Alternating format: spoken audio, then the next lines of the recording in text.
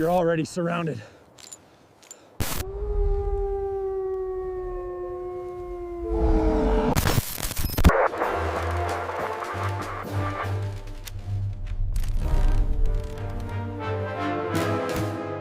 Before we enter the frozen hell of Michigan's forests where monsters hunt with military precision, do me a favor. Drop a comment telling me if you've heard of the Michigan Dogman legend. Hit that like button if the idea of a 7-foot wolf walking on 2 legs terrifies you. Subscribe for more real military encounters proving some legends hunt back. Now, let's talk about the pack that remembers being human. My name is Specialist Jake Morrison, United States Army Rangers, 2nd Battalion. What I'm about to tell you will make you question every shadow in the woods, every howl in the night, every moment you felt watched while hiking, because the things that hunted us in Michigan's Manistee National Forest weren't just animals. They were soldiers, veterans, men who'd served their country and been rewarded with the curse that turned them into 7-foot-tall wolves that walked upright and remembered every tactical lesson they'd ever learned. 9 Rangers died in those woods in February 2024. The official report says bear attack, tragic training accident, isolated incident. That's a lie. The truth is we were hunted by a pack of dogmen led by a former sergeant who used our own tactics against us, who coordinated his pack better than most human commanders coordinate their squads, who taunted us over the radio in a human voice while his body was covered in fur and his face was a wolf's muzzle. I survived, barely, but I'm writing this now because I can feel it starting. The curse, the infection, the thing that turns men into monsters. I was bitten on the last night, scratched, exposed to whatever transforms humans into dogmen. And I can feel the changes beginning, subtle, slow, but inevitable. My teeth hurt, my fingernails are darker, thicker. And last night I woke up howling. This is my testimony, my warning, my last words before I stop being human and become what hunted us. Before I join the pack, before I become another 7-foot-tall wolf that remembers being a soldier and uses that knowledge to hunt the living. It started as routine winter survival training. 10 Rangers, 1 week in Michigan's Manistee National Forest. February 2024. Temperatures around 15 degrees Fahrenheit, heavy snow coverage. We'd trained in colder environments. Alaska, Norway, even Antarctica. Michigan should have been easy. Standard cold weather protocols, standard survival exercises. But Manistee wasn't standard. Locals had been warning about it for years. Decades, centuries maybe. The dogman, 7 feet tall, wolf head, human body, walks upright, hunts in packs, kills without mercy. Every 10th year, the legend said. Every decade, the dogman returns, hunts, kills, disappears. 2024 was a 10th year.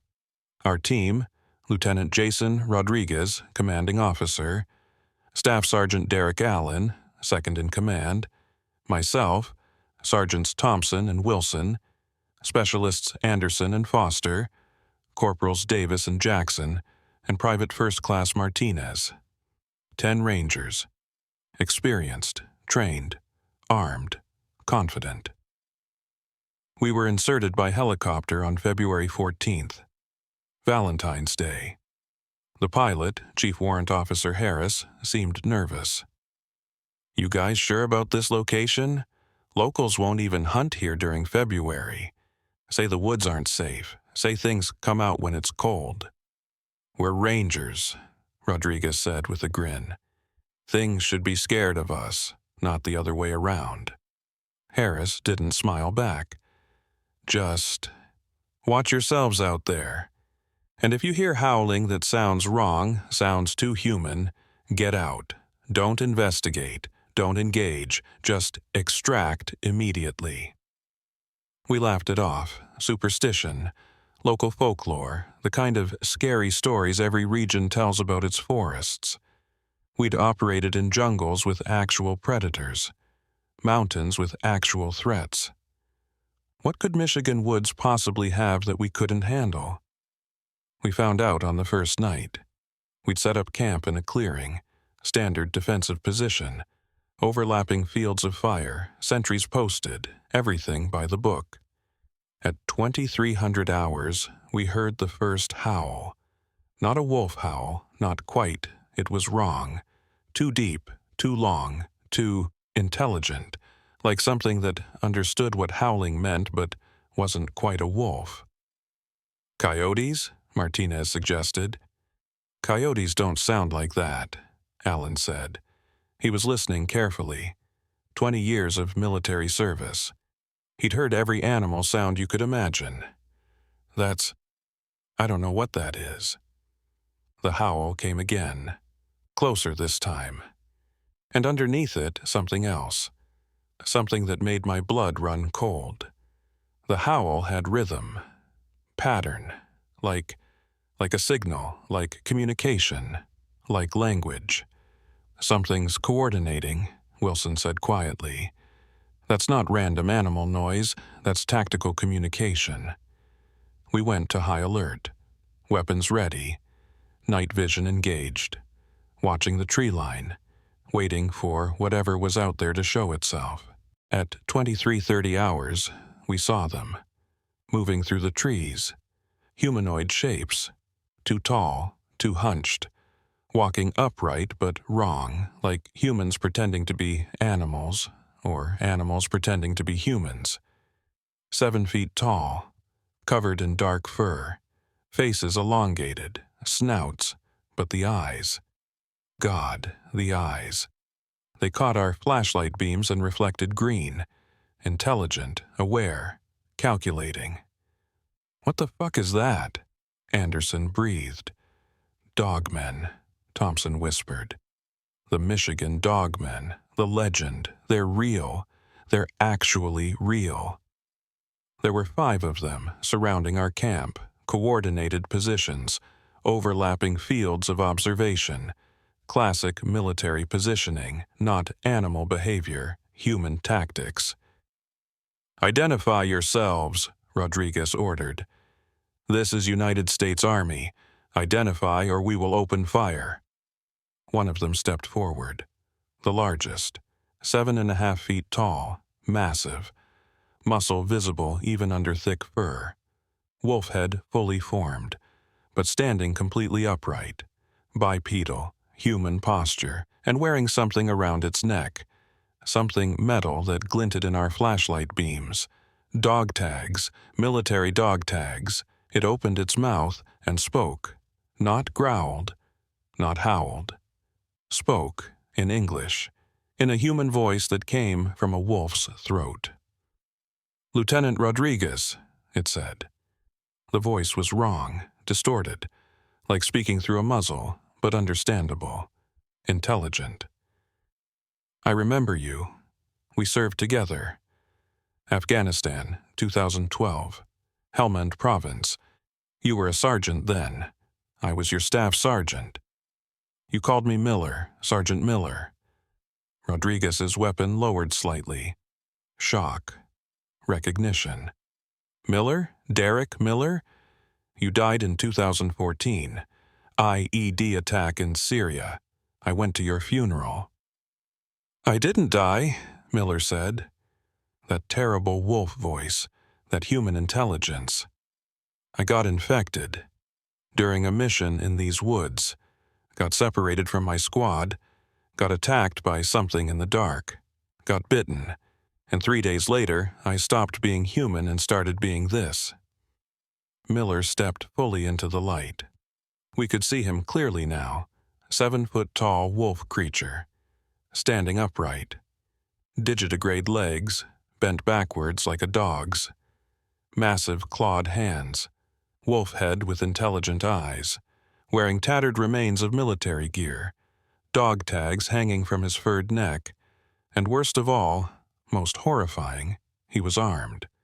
Carrying a rifle, modified to fit his changed hands, but functional, capable, a dogman with a gun.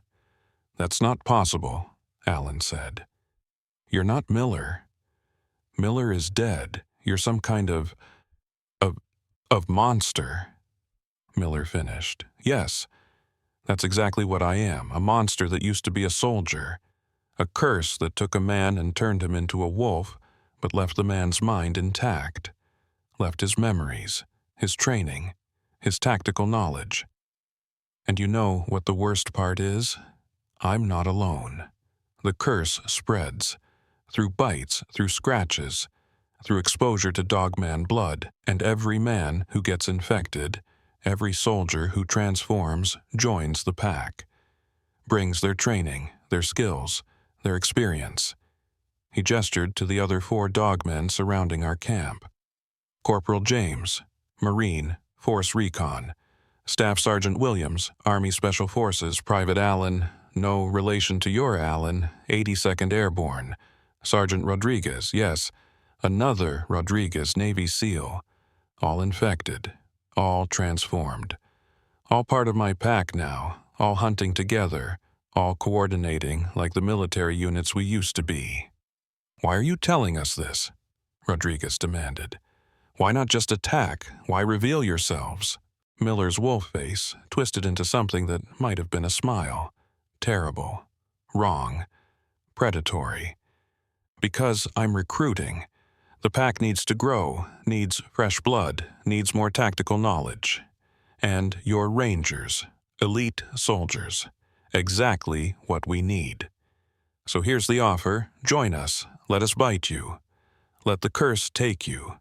Transform over the next few days and become part of the pack, part of the hunt, part of something more than human. And if we refuse," I asked. "Then we hunt you," Miller said simply. "We use everything we know, everything we taught you to track you, corner you, kill you. And the survivors? The ones who get bitten during the fight? They'll transform anyway, join the pack anyway, just without having chosen it. We're not joining you," Rodriguez said firmly. "We're not becoming monsters. We're Rangers. We'll fight. We'll survive. And we'll kill every one of you." Miller laughed. That terrible sound. Wolf vocal cords producing human amusement. "Good. I was hoping you'd say that. The hunt is more fun when prey resists, more challenging, more tactical. I've missed fighting soldiers. Civilians are too easy. No training, no coordination, no challenge. But Rangers will be fun." He howled. Not a wolf howl, not random. This was a signal, a command, and the other 4 dogmen responded, howling back, coordinating, confirming, like radio communication but vocal. "Here's the rules," Miller said. "You have a 5-minute head start. Get as far from this camp as you can. Use whatever tactics you think will work. We'll track you, hunt you, and when we catch you, and we will catch you, we'll give you a choice. Join the pack, or die. Those are your only options." "We're not running," Rodriguez started to say. But Miller was already gone. All 5 dogmen vanishing into the forest. Moving with impossible speed. Impossible silence, like ghosts, like shadows. Like predators that knew exactly how to hunt soldiers because they used to be soldiers. "Do we run?" Martinez asked. Rodriguez looked at our position. Open clearing. No fortification. No cover. Surrounded by forest. Perfect kill zone for experienced hunters. "We move. Now. Head for the extraction point. Call for emergency evac. Get out of these woods before..." The howling started again. But closer now. Much closer. The 5 minutes wasn't real. Miller was toying with us, testing us. The hunt had already begun. "Move! Move! Move!" Rodriguez yelled. We ran. 10 Rangers fleeing through Michigan forest in February darkness, fleeing from 7-foot-tall wolves that walked upright and used military tactics and remembered being human. We made it maybe 200 meters before they hit us. Thompson was in the rear, covering our retreat. We heard his scream cut short, heard the sounds of struggle, of fighting, of something tearing. When we looked back, Thompson was gone, dragged into the darkness. We heard him screaming, then heard the howling. Miller's voice, but triumphant, victorious. 1 down, 9 to go. Thompson will join us soon. The curse works fast when the bite is deep. We can't stop, Rodriguez ordered. We can't save him. We keep moving. We survive. We reached a rocky outcropping, defensible position, natural high ground. We set up there, weapons ready, watching all approaches, waiting for the pack to attack. At 0100 hours, they came, but not the way we expected, not a direct assault, not a charge. They used tactics, real tactics, military coordination. 2 dogmen, the ones Miller had called James and Williams, attacked from the front, drawing our fire, making us focus forward, burning ammunition, while Miller and the other 2 circled behind. Flanking maneuver. Classic infantry tactics. By the time we realized what was happening, Miller was already in our position, moving with impossible speed, grabbed Martinez by the throat, lifted him off the ground. Martinez fired his rifle point-blank into Miller's chest. The rounds hit, drew blood, but didn't stop him. Miller's durability was beyond human, beyond normal. "Do you accept?" Miller asked Martinez. "Join the pack? Or die?" "Fuck you!" Martinez yelled. Miller's jaws opened, wider than any wolf's jaws should open, rows of teeth, designed for tearing, for killing. He bit down on Martinez's shoulder, deep, drawing blood. Martinez screamed, not pain, terror, understanding. He'd been infected, cursed. In 3 days he'd start transforming, start becoming what Miller was. Miller dropped him. Martinez collapsed, bleeding, infected, doomed. 3 days, Miller said to all of us. In 3 days, Martinez will start changing. His bones will break and reform, his face will elongate into a muzzle. Fur will grow. He'll grow 2 feet taller, and his mind will join the pack. We'll remember his training. We'll use it to hunt the rest of you. The curse always wins. Always. We opened fire. All of us. Concentrated fire on Miller. Hit him dozens of times. He roared, retreated. The other dogmen grabbed him and pulled him back into the forest. We'd hurt him. Actually hurt him. But we hadn't killed him. Hadn't stopped him. "How many rounds did we use?" Rodriguez asked. "Too many," Allen replied. "If we keep engaging like that, we'll run out of ammunition before we kill them all. They're too durable, too fast, too tactical. They know how to make us waste resources." Martinez was gasping, holding his shoulder. The bite was deep, ragged, already infected. "I can feel it, something wrong, in my blood, in my bones, like something's waking up, something that wants to change me, transform me, make me like them." "We'll get you medical treatment," Rodriguez said. "When we extract, they'll have a cure, an antidote, something." But Martinez shook his head. "You heard Miller. The curse always wins. In 3 days, I'll become one of them. I'll join the pack. I'll use everything I know about you, about our tactics, our training, our weaknesses, to hunt you. I'll become the enemy." "Then we don't have 3 days," I said quietly.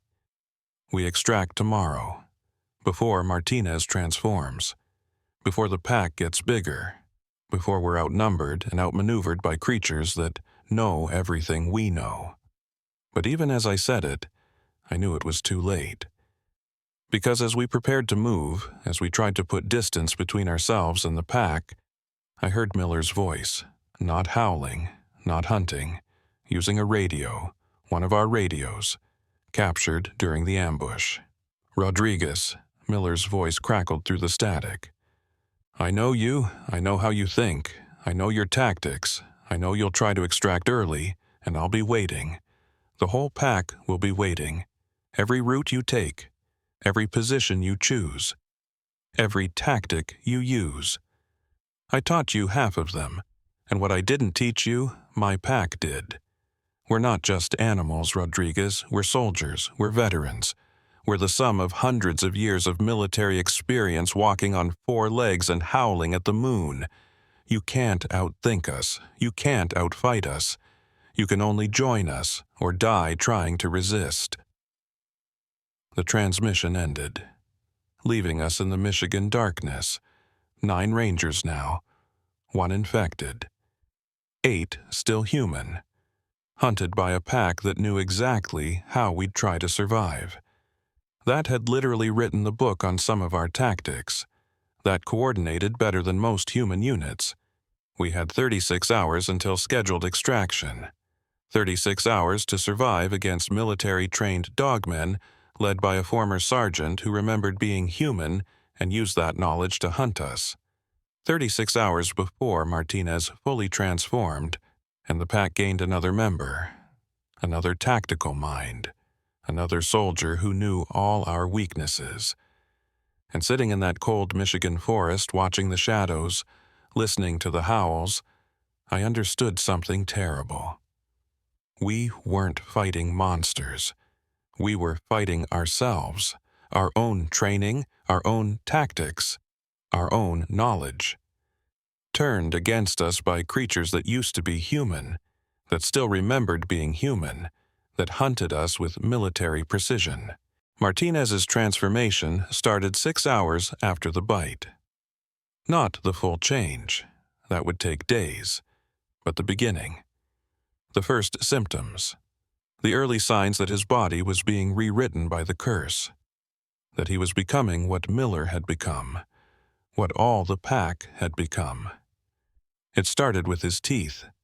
At 700 hours, as we moved through the forest trying to reach the extraction point, Martinez stopped and spat blood. When he opened his mouth, we saw them. His canines, longer, sharper, visibly growing. Not dramatically, just a few millimeters, but unmistakably different. Unmistakably wrong. My teeth hurt, Martinez said. His voice was strained, frightened. They're moving. I can feel them shifting in my jaw, getting longer, getting sharper, and I'm so hungry. Not normal hungry, like I need meat, raw meat, fresh meat. Alan examined him. The bite wound on his shoulder wasn't healing. It was changing. The flesh around it looked wrong, darker, tougher, like leather forming. And underneath the wound, Martinez's shoulder blade looked different, larger, positioned wrong. His skeleton was beginning to change, to accommodate what he was becoming. The curse is rewriting your biology, Alan said, clinically. Starting from the bite wound and spreading. Your skeletal structure is adapting, your musculature is increasing, your sensory organs are enhancing. In 3 days, you'll be 7 feet tall with digitigrade legs and a wolf's head. You'll be one of them. Is there any way to stop it? Martinez asked desperately. Any cure? Any treatment?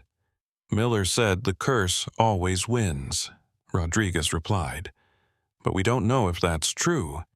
When we extract, when we get you to medical facilities, maybe they can... They can't, Martinez interrupted. I can feel it. This isn't a disease. This isn't something medical. This is magic, curse, supernatural, whatever you want to call it. It's changing me at a fundamental level, DNA, cellular, spiritual. I'm becoming something else, something that isn't human, and I can already feel it affecting my mind, making me think differently, making me want things I shouldn't want. Like what? I asked. Martinez looked at us. His eyes were different. Not dramatically, just slightly. The pupils were larger, more light-sensitive, better for night hunting. Like hunting you, like tearing into you, like tasting your blood. I'm looking at you, my friends, my brothers, and part of me is thinking about how fast you can run, how easy you'd be to catch, how satisfying it would be to bite down and feed. And that's not me thinking. That's the curse. That's the pack consciousness trying to integrate me, trying to make me one of them. We reached a defensible position at 0900 hours. An old hunter's cabin, abandoned, reinforced walls, single entrance, good sight lines. We barricaded ourselves inside, set up overlapping fields of fire, prepared to hold until extraction. But Martinez was getting worse. His hands were changing, fingers elongating, nails darkening, thickening, becoming claws. Not full transformation yet, just the beginning, just enough to show what he was becoming. And his hearing, God, his hearing. He could hear things we couldn't. The pack moving through the forest, coordinating, positioning themselves, Miller giving orders, not in English, in howls, but Martinez could understand them. "They're surrounding us," Martinez said at 1100 hours. 5 of them. Miller plus the 4 others. "They're not attacking yet. They're waiting, watching, letting me transform further. Because the more I change, the more I'll be able to help them when they attack. The more tactical information I'll unconsciously share through the pack bond." "Pack bond?" Wilson asked. I don't know how to explain it," Martinez said. "I can feel them. Feel their presence, their emotions, their intentions. Like we're all connected, like we're parts of a single consciousness. And they can feel me too. Feel what I know. Feel our tactics, our training, our weaknesses. I'm betraying you just by transforming, just by being infected, just by being connected to them." "Then we end it," Wilson said quietly. He raised his weapon, pointed it at Martinez. "We can't let the pack gain your knowledge. Can't let them learn our tactics from inside your mind. I'm sorry, Martinez, but this is mercy. This is keeping you human in death rather than letting you become a monster in life." "Wait," Rodriguez started, but Wilson fired. 3 rounds, aimed at Martinez's head. Mercy kill, clean, professional, except Martinez moved, faster than any human should move. Faster than even he should be able to move after just hours of transformation. The curse had enhanced his reflexes, his speed, his combat effectiveness. He dodged, rolled, came up snarling with a voice that was half human, half wolf. "Don't touch me!" Martinez roared. "I'm still human. I'm still me. I'm not ready to die yet. I'm not ready to give up. Maybe I can fight this. Maybe I can resist. Maybe."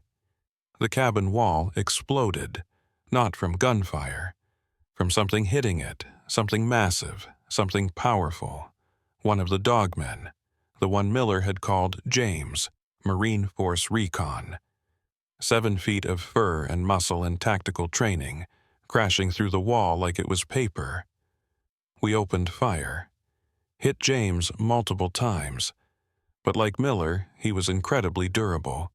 The rounds hurt him, slowed him, but didn't drop him. He grabbed Wilson, the one who'd tried to mercy kill Martinez, and dragged him through the broken wall, out into the forest. Wilson was screaming, firing his weapon, hitting James repeatedly. But James didn't stop, didn't let go, just kept dragging Wilson away from the cabin, away from help, away from us. We heard Wilson's screams for maybe 10 seconds.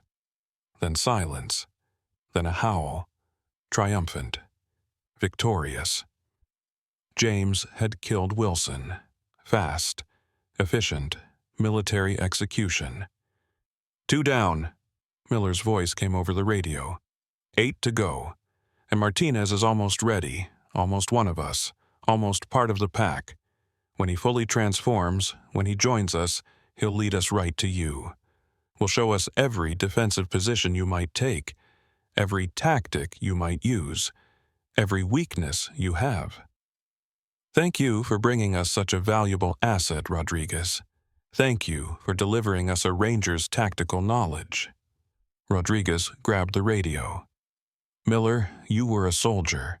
You served with honor. You earned medals, saved lives. How can you do this? How can you hunt your own kind? Miller's response was chilling. Because I'm not my own kind anymore. I'm Pack, I'm Dogman, I'm something more than human. Stronger, faster, better. And every day, I remember less about being human and more about being this. The curse doesn't just change your body, Rodriguez. It changes your mind, your values, your identity. In 3 days, Martinez won't be Martinez anymore. He'll be Pack. And he won't remember caring about you, won't remember being your friend. He'll only remember that you're prey, that you're food, that you're the enemy. The transmission ended. 7 of us left in the cabin. 7 rangers, 1 transforming, 6 still human, surrounded by a pack that coordinated like special forces and knew our every move before we made it. We can't stay here, Alan said. The cabin is compromised. They'll just keep breaking through walls until we're overrun. Where do we go? Anderson asked. They're faster than us. They know these woods better than us. They coordinate better than us. Every tactic we use, Miller already knows. Every strategy we employ, he taught half of us. We're fighting our own knowledge. At 1300 hours, we heard Martinez scream. Not pain, transformation. His bones were breaking, audibly cracking and reforming. His spine elongating, his legs restructuring. Digitigrade transformation. Human legs becoming dog legs. The joints reversing, the bones reshaping. Martinez was on the floor, writhing, convulsing, his body changing against his will, his face starting to push forward, jaw extending, nose and mouth merging into a muzzle, teeth growing longer, more numerous, designed for tearing flesh. And fur, God, the fur. It was growing everywhere, starting from the bite wound and spreading, dark brown, thick, covering his arms, his chest, his face. Human skin disappearing beneath Wolf's coat. Kill me, Martinez begged. His voice was changing, deepening, taking on that terrible resonance we'd heard in Miller's voice. Please, while I'm still human, while I still remember who I am, while I still care about you, in a few hours, I won't anymore. I'll be Pack, I'll hunt you, I'll kill you. Please don't let me become that. Please let me die as Martinez. Rodriguez raised his weapon, aimed at Martinez's transforming head. Finger on the trigger, the merciful choice, the tactical choice, preventing the pack from gaining another member, another tactical mind, another ranger's knowledge. But before he could fire, the cabin's door exploded, kicked in by something impossibly strong. 2 dogmen rushed in. Williams and the other Rodriguez, Navy SEAL. Moving with coordinated precision, military room-clearing tactics. They grabbed Anderson and Foster, dragged them out before anyone could react, before anyone could fire. We heard Anderson screaming, "No, don't! I don't want to!" Then his scream became something else. Not pain, understanding, realization. He'd been bitten. Like Martinez, infected, cursed. In 3 days he'd transform. Join the pack. Foster wasn't screaming. We heard sounds of struggle. Then howling. Miller's howl. Alpha's victory call. Foster was dead. Killed quickly, efficiently, because the pack didn't need him. Didn't need his tactical knowledge, already had enough Navy SEAL training from their pack member. 5 Rangers left. Martinez still transforming. Anderson infected. 3 still pure, still human, still unbitten. "We need to run," Davis said. "Now, before they come back." Before Martinez fully transforms, before— "I can hear them," Martinez interrupted. His voice was barely recognizable now, more wolf than human. "They're planning the next attack. Miller is organizing them, assigning positions, using tactics I recognize, tactics I taught in training courses. He's using my knowledge. Even before I'm fully transformed, even before I'm consciously part of the pack. The curse is sharing my tactical expertise through the pack bond. I'm betraying you just by existing." "Then you know what needs to happen," Rodriguez said. He raised his weapon again, this time determined, this time committed. "I'm sorry, Martinez, but I can't let the pack have you, can't let them gain everything you know." "Do it," Martinez said. But his eyes were changing, pupils elongating, becoming vertical slits, wolf eyes, predator eyes. "Do it before I'm fully pack, before I lose control, before the human part of me dies and only the monster remains. Please, sir, while I'm still asking, while it's still my choice." Rodriguez fired. Single shot. Head. Martinez dropped. Dead before the transformation completed. Dead while still maintaining some humanity. Dead choosing to die as a human rather than live as a monster. 4 Rangers left. Rodriguez, Allen, Davis, and myself. 4 soldiers against a pack of 5 military-trained dogmen. 1 dead. 1 captured and bitten. 4 still hunting. And Anderson, somewhere in the forest. Infected like Martinez had been. Transforming. In 72 hours he'd join the pack. Become another enemy. Another tactical mind working against us. We abandoned the cabin at 1500 hours. Moved toward the extraction point. 12 hours until scheduled pickup. 12 hours to survive against creatures that knew every move we'd make before we made it. At 1800 hours, as darkness fell, we heard Anderson's voice over the radio, but changed, deeper, distorted, already affected by the curse even though his transformation was just beginning. "Morrison," Anderson called. He knew my name, knew me. I can feel it starting, the hunger, the change, the pack bond forming. And I have to tell you something. Miller knows your plan. Knows you're heading for extraction. Knows the coordinates. The pack will be there, waiting. All 5 of them, plus me when I fully transform. You can't extract, can't escape, can't win. The only question is, do you want to die? Or do you want to join us? Let us bite you. Let the curse take you. Become pack. Become something more than human. "You're not more than human," Allen replied over the radio. "You're less. You're monsters that used to be men, and we'll kill every one of you before we let the curse take us." "Then prepare to die," Anderson said, "because the hunt ends tonight. Miller is done playing, done testing, done letting you run. Tonight, the pack attacks with full force, full coordination, full tactical expertise, and by dawn, either you'll be dead or you'll be changing. Those are your only options now." The transmission ended, leaving us in Michigan darkness. 4 Rangers. Hunted by military-trained monsters, led by a former sergeant who knew our tactics better than we did, coordinating with precision that exceeded human capability, using every lesson they'd learned as soldiers against the men they used to serve beside. We had 12 hours until extraction, but we all knew we'd never make it. The pack was too smart, too coordinated, too experienced. They'd be waiting at the extraction point, waiting to kill or convert us, waiting to add our tactical knowledge to their pack consciousness. And somewhere in the forest, Anderson was transforming. His bones breaking, his face elongating, his mind joining the pack. Becoming another weapon turned against us. The hunters had become the hunted.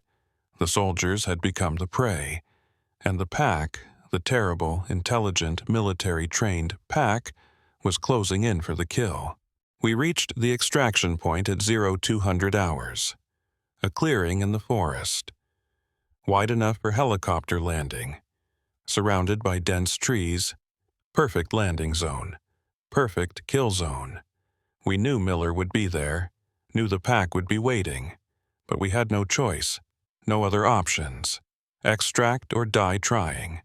The clearing was empty, no movement, no sounds, no signs of the dogmen, but we knew they were there.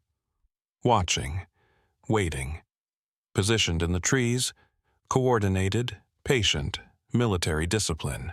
"They're here," Alan whispered. He was scanning the tree line with night vision. "I can see heat signatures, 5 of them, surrounding the clearing, overlapping fields of fire, classic ambush positioning. Whoever taught them was good." "Miller taught them," Rodriguez said quietly. "And I taught Miller. This is my tactical doctrine they're using against us. My lessons, my training, turned into a weapon." At 0300 hours, we heard the helicopter, distant but approaching. Harris bringing our extraction, our escape, our survival. If we could hold the landing zone for 2 minutes, if we could board before the pack attacked, if we could escape before they killed us or infected us. "Here's the plan," Rodriguez said. "Morrison and Davis cover the north approach. Allen and I cover south. When the helicopter lands, we board in pairs, covering fire, disciplined retreat. We do not engage the pack unless necessary. We do not waste ammunition. We just survive long enough to extract, understood?" We understood. But we also knew it wouldn't be that simple. Knew Miller had planned for this. Knew the pack was coordinating something we couldn't anticipate. Something tactical, something we'd taught them. The helicopter approached. Lights visible through the trees. The sound growing louder, closer. Almost here. Almost safe. That's when they attacked. Not from the trees, not from the obvious positions, from underneath. Miller had his pack dig tunnels. Simple earthworks. Basic engineering. Something Special Forces taught for infiltration operations. Something I'd personally instructed on during training courses years ago. My own tactics, used against me. 5 dogmen erupted from the ground in the center of the clearing, between us and the landing zone, cutting us off, surrounding us. Miller's voice booming across the clearing. "Did you really think I wouldn't plan for extraction? Wouldn't anticipate this? I wrote the manual on helicopter assault defense. I taught these courses. I know every tactic you could possibly use, and I've prepared for all of them." The helicopter pilot, Harris, saw the dogmen, saw 7-foot-tall wolves standing upright in his landing zone, and he did what any sane pilot would do. He aborted. Pulled up, climbed, escaped, leaving us surrounded, trapped, with no extraction, no escape. "Harris, come back!" Rodriguez yelled into his radio. "We need immediate extraction. Danger close. Hostile forces. Do not abandon." Harris's voice came back, shaking, terrified. "I can't land there. Those things, they're not possible. I'm calling for backup, for gunships, for support. Hold your position. Help is coming." But we all knew. Help wouldn't arrive in time. We had minutes, maybe less. The pack was here. The pack was ready. The pack was attacking. Miller moved first, targeting Rodriguez, leader to leader, commander to commander. Former staff sergeant attacking his former lieutenant. Military hierarchy playing out with wolves and soldiers. Rodriguez fired. Emptied his magazine into Miller. Hit him center mass. Multiple headshots. Rounds that should have killed. Should have dropped him, but Miller just staggered, roared, kept coming. Incredibly durable, incredibly tough, enhanced beyond human limits by the curse. Miller grabbed Rodriguez, lifted him off the ground with one clawed hand. Rodriguez struggled, fought, but Miller was too strong, too fast, too much. "Join us," Miller growled. That terrible voice, human words from a wolf's throat. "Let me bite you. Let the curse take you. Become pack. Become what I am. Become something more than human." "Never!" Rodriguez yelled. He pulled his sidearm, put it under Miller's jaw, fired 3 rounds, point blank, into Miller's brain. Miller dropped him, staggered back. Blood, black blood, wrong blood, pouring from his head. He was hurt, really hurt, maybe even dying. But before he fell, before he dropped, he lunged. Jaws open, teeth extended, and he bit down on Rodriguez's arm. Deep, vicious, infecting, cursing. Rodriguez screamed, not pain, horror, understanding. He'd been bitten, infected. In 3 days, he'd transform. Join the pack, become what Miller was. But Miller was dying. Rodriguez's shots had done too much damage, even for Dogman durability. Miller collapsed, blood pooling, breathing weakening. And as he died, as the light faded from his wolf eyes, he smiled. That terrible predator smile. "Thank you," Miller whispered. "Thank you for joining us, Rodriguez. See you in 3 days when you transform, when you lead the pack." Miller died, the alpha, the leader, the former staff sergeant who'd been cursed and turned his curse into tactical advantage. Dead, finally, but victorious even in death. Because he'd infected Rodriguez, ensured the pack would gain a ranger lieutenant's tactical knowledge. The other 4 dogmen, James, Williams, and the 2 others, didn't mourn, didn't stop. The pack consciousness just shifted. James took alpha position, continued the attack. Military efficiency. No emotion, no hesitation, just tactical execution. Allen saw what was happening, saw Rodriguez infected, saw the pack continuing, saw the extraction zone compromised, and he made a decision. The tactical decision. The sacrifice decision. "Morrison! Davis, go!" Allen yelled. "Break through their line. Head for secondary extraction point. I'll hold them here. Buy you time. Go now." "Allen, we can't leave you," I started.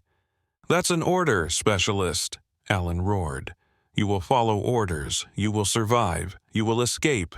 And you will make sure someone knows what happened here, what these things are, how dangerous they are. Now go!" Davis and I ran, breaking through the tree line, heading north, toward the secondary extraction point 5 kilometers away. Behind us, we heard Allen fighting, heard him firing, heard him engaging all 4 dogmen, buying us time with his life. We heard Allen's scream, cut short, then howling, multiple voices. The pack had killed him. Fast, efficient, professional, and then they were chasing us, pursuing us, using their enhanced speed, their enhanced senses, their military coordination. Davis and I ran through Michigan forest in February darkness. 2 rangers, fleeing from 4 military-trained dogmen, plus Rodriguez back at the clearing. Infected, transforming, would join the pack in 3 days. At 0400 hours, we heard Anderson's voice, not over the radio, physically, in the forest, behind us, chasing us. His transformation had accelerated. Maybe the curse worked faster on some people. Maybe he'd been bitten deeper. Maybe the pack bond pulled him through faster. Whatever the reason, Anderson was fully transformed now. 7 feet tall, wolf head, digitigrade legs, part of the pack, hunting his former friends. "Morrison!" Anderson's voice, that terrible dogman voice, but recognizable. Still Anderson underneath. still remembering being human. I'm pack now. I understand it now. The freedom, the strength, the connection. We're not separate anymore. We're one. One consciousness. One purpose. One pack. Join us. Let me bite you. Let me bring you into the pack. Let me show you how good it feels. Never! Davis yelled back. He stopped running, turned, raised his weapon. I'd rather die human than live as a monster. Davis fired, emptied his magazine at Anderson, hit him repeatedly, but Anderson was fresh, newly transformed, full strength. The rounds hurt him, slowed him, but didn't stop him. Anderson grabbed Davis, those terrible clawed hands, a terrible strength. Then die human, Anderson said, and he bit down. Not to infect, to kill, to tear, to feed. Davis screamed for maybe 5 seconds, then silence, then sounds of eating. I kept running, abandoned Davis, abandoned his body. Survival instinct taking over, just running, just escaping, just trying to reach the secondary extraction point before the pack caught me. At 0500 hours, I reached the secondary point. Another clearing, smaller, less obvious. And there, already waiting, the helicopter, Harris. He'd figured out where I'd go, anticipated the secondary extraction, brought the bird down early, waiting, engine running, ready for immediate departure. I ran toward it, 50 meters, 40, 30. Almost safe, almost escaped, almost survived. That's when James hit me, came out of nowhere, moving with impossible speed, tackled me, pinned me down. 7 feet of fur and muscle and tactical training. His jaws opened wide, ready to bite, ready to infect, ready to add me to the pack. Do you accept? James asked. Marine Corps training, officer vocabulary, polite even while being a monster. Join the pack or die resisting? Go to hell, I yelled. James's jaws moved toward my throat, ready to tear, ready to kill. But before he could bite down, gunfire erupted from the helicopter. Harris, using the door gun, firing at James, not aiming at me, just at the dogman pinning me down. James roared, released me, retreated into the trees, wounded, hurt, but alive, still hunting, still coordinating with the pack. I scrambled toward the helicopter, climbed aboard. Harris pulled up immediately. Climbing, escaping, getting away from the forest, away from the pack, away from the nightmare. But as we climbed, as Michigan forest fell away below us, I felt something wrong. A pain. On my left arm. I looked down, saw blood, saw claw marks. Shallow, not deep, not a bite, just scratches. From when James tackled me, from when his claws caught my skin. Just scratches, barely wounds.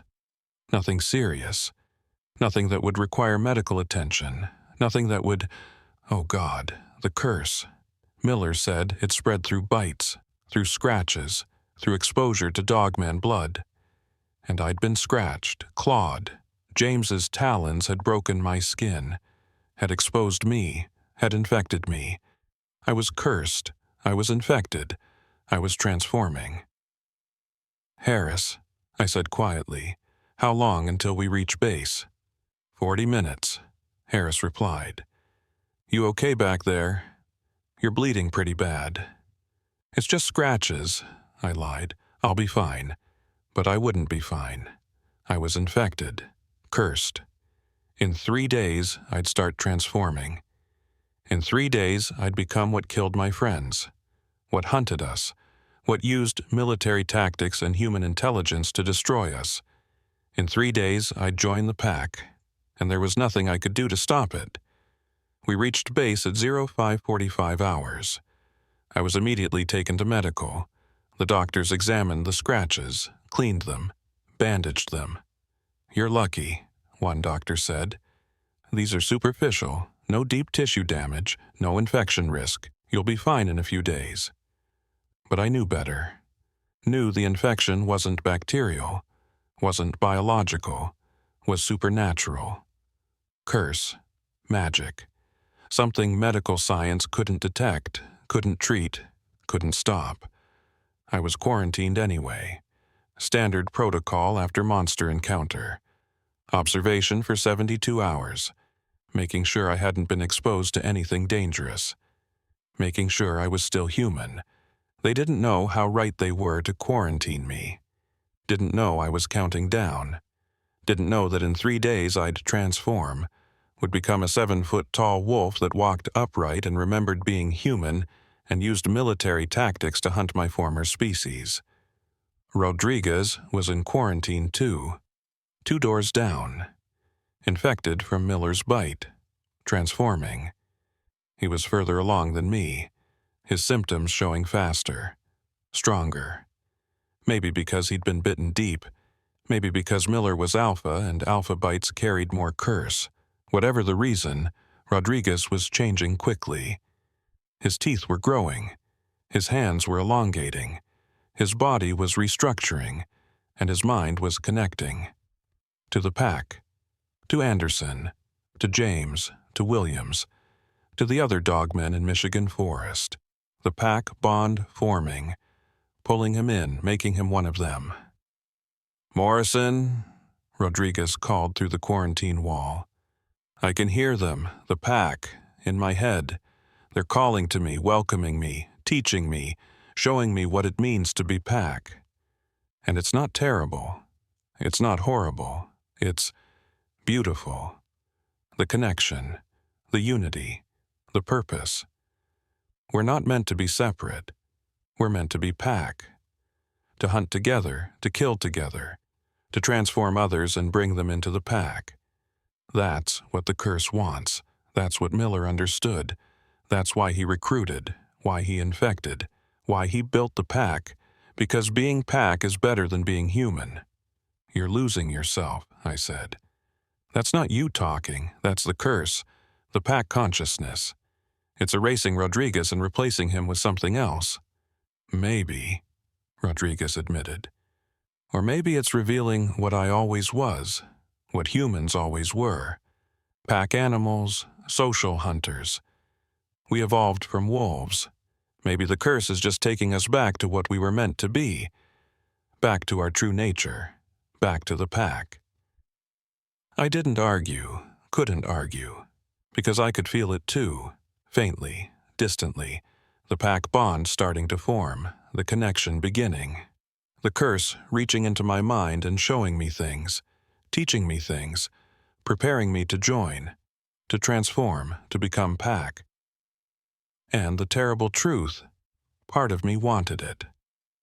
Wanted the connection, wanted the strength, wanted to stop being alone and start being part of something larger, something stronger, something more than human. The curse wasn't just physical, it was psychological, emotional, spiritual. It made you want to transform, made you welcome the change, made you eager to join the pack. That's how the curse won, not by forcing transformation, by making you want it. And I was starting to want it. Day 1 in quarantine. My symptoms started, subtle, easy to miss if you didn't know what to look for. But I knew. I'd watched Martinez transform, watched Rodriguez change. I knew every stage, every symptom, every sign that the curse was rewriting my biology. My teeth hurt, not pain. Pressure, like something pushing from underneath, like my canines were growing. Lengthening, sharpening, I looked in the mirror, opened my mouth, and I saw them, just a few millimeters longer than they should be. Not dramatic, not obvious, but present, unmistakable, growing. My fingernails were darker, thicker, the beginning of claws. and my hands. I could flex them in ways I couldn't before. More range of motion, joints repositioning, preparing for digitigrade stance, preparing for what I was becoming, and the hunger. God, the hunger, not for normal food. The base cafeteria brought me meals, cooked meat, vegetables, bread. All of it tasted wrong. Bland, unsatisfying. What I wanted, what I needed, was raw meat, fresh meat, living meat. The curse was changing my dietary requirements, making me a predator, a hunter, a wolf, but worse than the physical changes was the mental connection. The pack bond, I could feel them now, really feel them. The 5 dogmen in Michigan forest. James, the new alpha after Miller's death. Williams, the SEAL Rodriguez, the 82nd Allen, and Anderson, 5 consciousnesses connected, coordinating, sharing, thinking as one. And they were calling to me, welcoming me, teaching me, showing me what it meant to be pack, not with words, with feelings, with instincts, with knowledge that flowed directly into my brain through the curse. I learned hunting tactics I'd never studied, tracking methods I'd never practiced, coordination techniques that went beyond human military training. The pack consciousness wasn't just human knowledge combined, it was something more, something enhanced, something that exceeded the sum of its parts. Rodriguez was worse, 2 doors down. His transformation was accelerating. 48 hours after Miller's bite, Rodriguez was barely recognizable. His face had elongated, not fully a muzzle yet, but pushed forward, distorted, inhuman. His teeth were massive, his hands were claws, and fur was growing everywhere, dark brown, thick, covering his arms, his chest, his face. "Morrison!" Rodriguez called through the quarantine wall.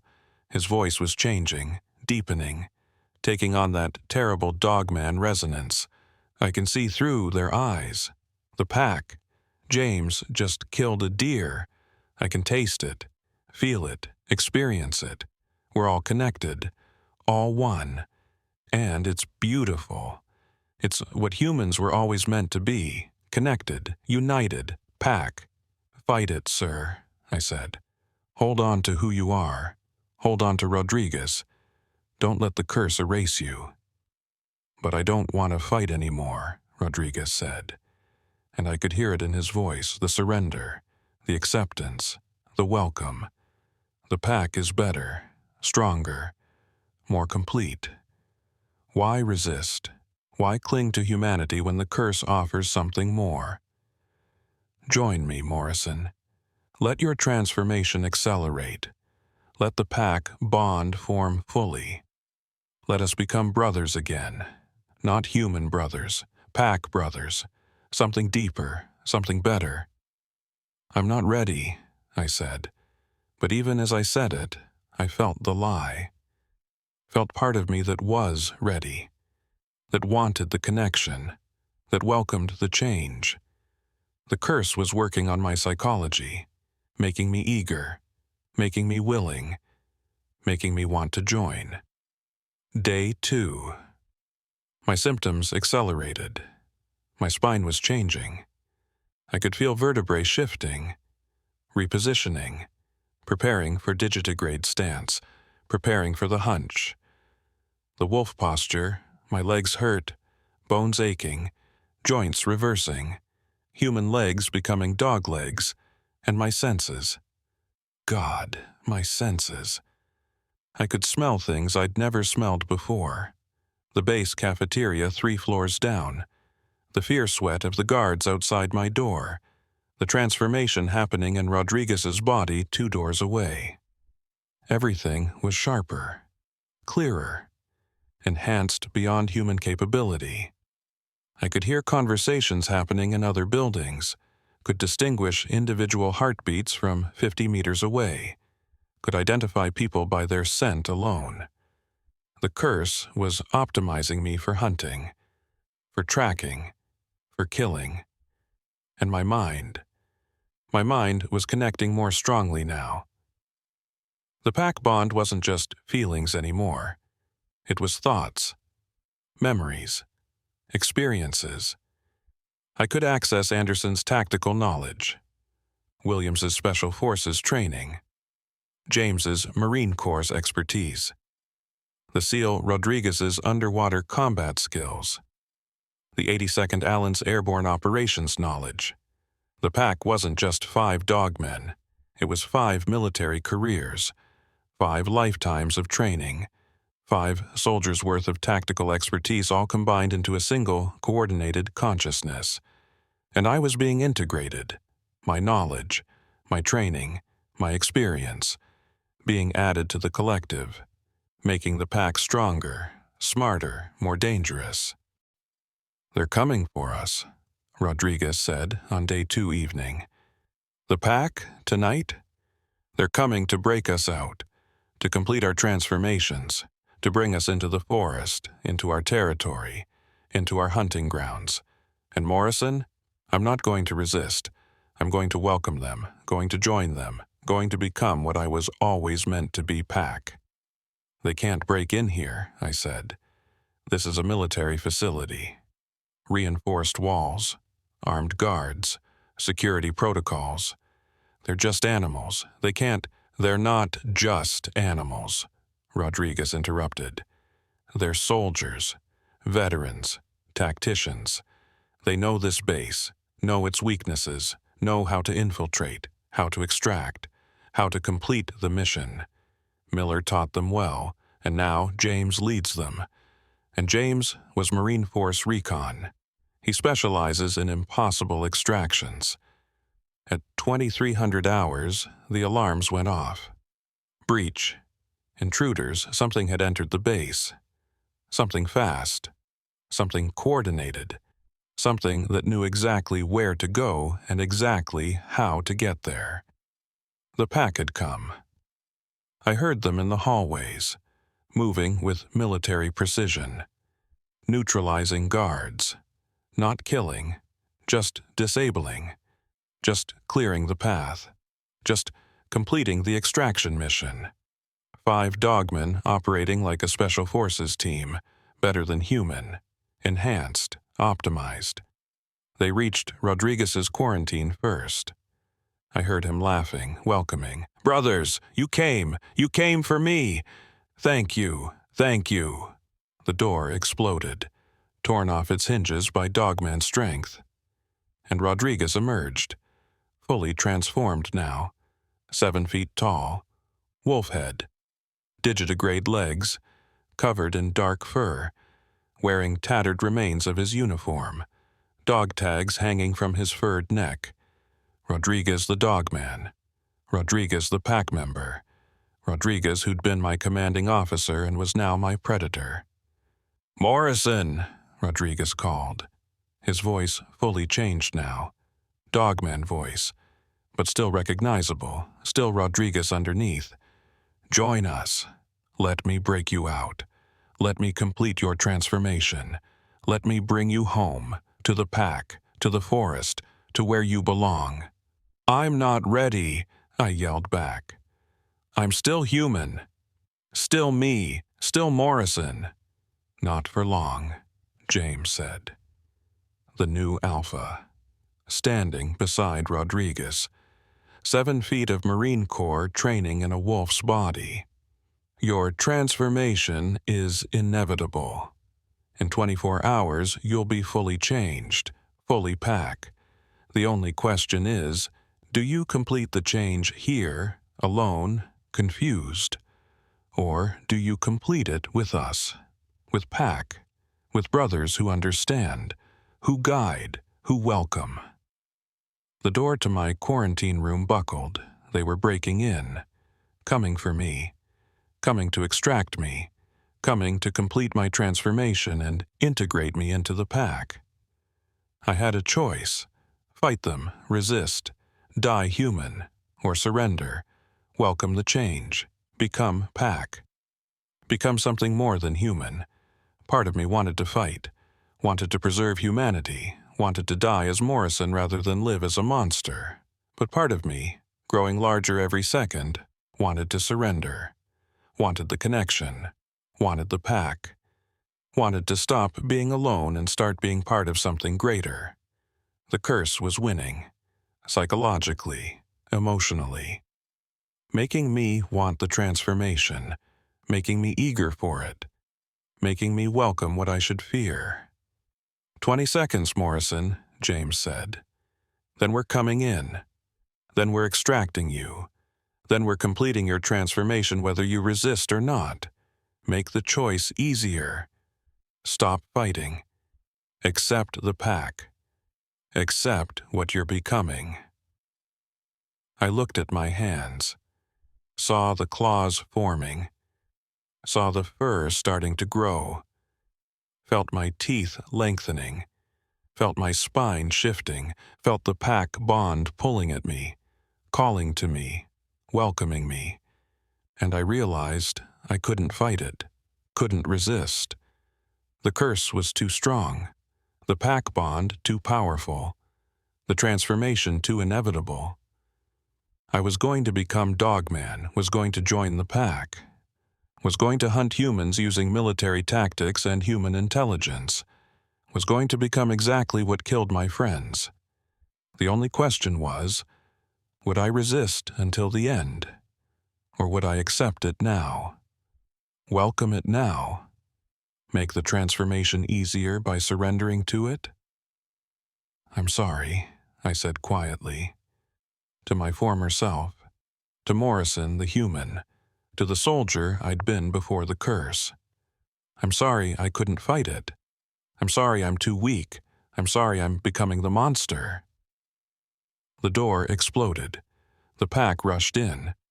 Rodriguez, James, Williams, Anderson, the SEAL Rodriguez, the 82nd Allen, 6 dogmen, 6 former soldiers, 6 pack members come to extract their 7th. Welcome home, brother, Rodriguez said. And he bit me. Deep. Vicious. Not to infect, I was already infected, but to accelerate, to trigger, to complete the transformation that had been building for 3 days.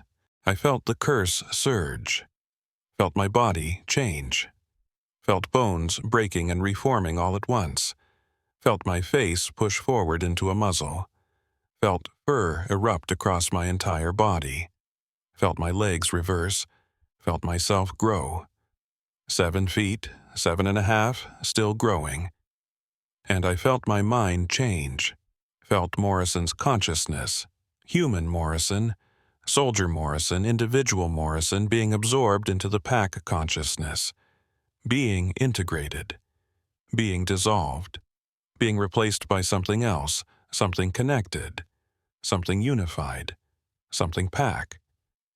My last human thought, I'm sorry. My first pack thought, I'm home. I'm writing this now, 24 hours after full transformation. I'm pack now. I'm Dogman.